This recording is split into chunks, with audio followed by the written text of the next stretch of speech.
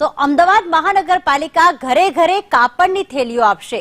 ધારાસભ્ય ઇમરાન ખેડાવાલાએ મહાનગરપાલિકા પર સવાલ ઉઠાવ્યા છે કે 11 કરોડના ખર્ચે ઘરે ઘરે કાપડની જ્યારે થેલીઓ આપવાની છે ત્યારે દરેકના ઘરે કાપડની થેલીઓ તો હોય જ છે।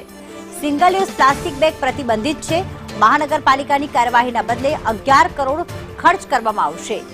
મહાનગરપાલિકા કમિશનરે ખોટા ખર્ચ ન કરવા પત્ર લખીને ઇમરાન ખેડાવાલાએ માંગ કરી છે।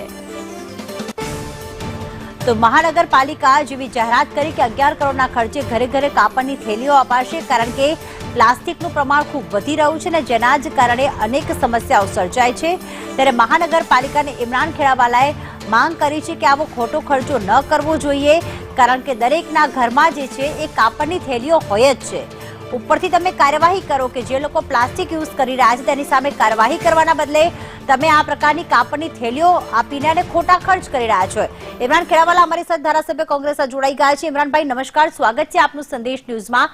ઇમરાનભાઈ, આપ વિરોધ કરી રહ્યા છે કે કાપડની થેલી ન આપવી જોઈએ ઘરે ઘરે મહાનગરપાલિકા, એની પાછળનું શું કારણ?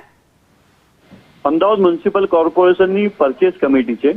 પરચેસ કમિટી દ્વારા 11 કરોડ 81 લાખ રૂપિયાના ખર્ચે કાપડની થેલી દરેક ઘર દીઠ આપવાની વાત કરવામાં આવી છે। આપને કહું કે સ્વચ્છતા અંતર્ગત અમદાવાદ શહેરના અંદર કરોડો રૂપિયાના ડસ્ટબિન પહેલે આપવામાં આવ્યા, છતાં પણ આજે અમદાવાદ મ્યુનિસિપલ કોર્પોરેશનના અંદર સફાઈના અંદર 5મા ક્રમથી પણ આપણે બહાર છીએ।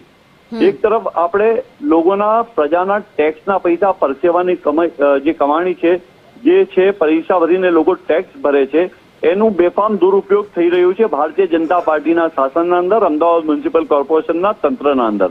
એટલે મને એ ફિકર છે કે અમદાવાદ મ્યુનિસિપલ કોર્પોરેશનના જે સત્તાધીશો છે એમને ખબર નથી કે કાપડની થેલી તમે દરેક ઘર દીઠ બે આપવાની વાત કરો છો, પણ હું એ કહેવા માંગુ છું કે કાપડની થેલી સામાન્ય ગરીબ જે હોય ને, જેના પાસે જમવાનું બહારથી લાવીને ખાતો હોય ને, માંગીને ખાતો હોય, એના પાસે પણ કપડાની થેલી તો હોય જ।